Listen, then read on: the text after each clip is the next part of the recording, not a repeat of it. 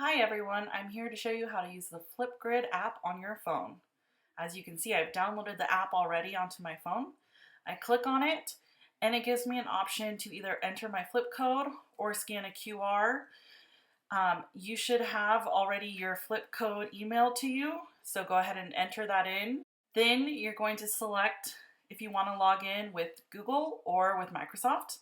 Go ahead and log in with your Microsoft account for your school. Go ahead and enter in your school email address and hit continue.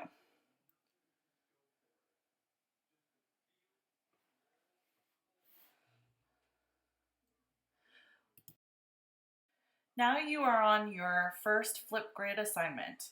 And as you can see, it says, "Welcome to Flipgrid." Tap the green plus below to open the Flipgrid camera, then record a short video and say hello. And share a fun fact about yourself. So here I am saying hello. Then it's saved off to the right when I'm done recording. Hi, I everyone. can watch the video and make changes if I need to.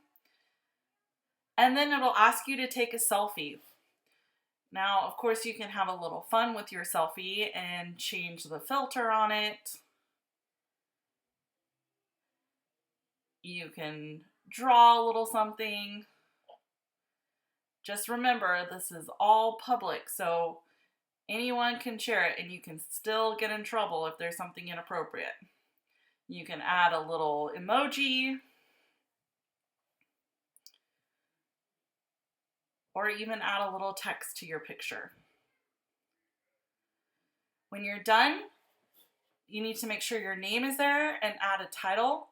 So for this one, since it's a simple hello assignment, I added my hello title, and then you click submit my video. You'll get a little congrats, and you'll notice there's even an email that shows up saying that I've submitted my first video to Flipgrid.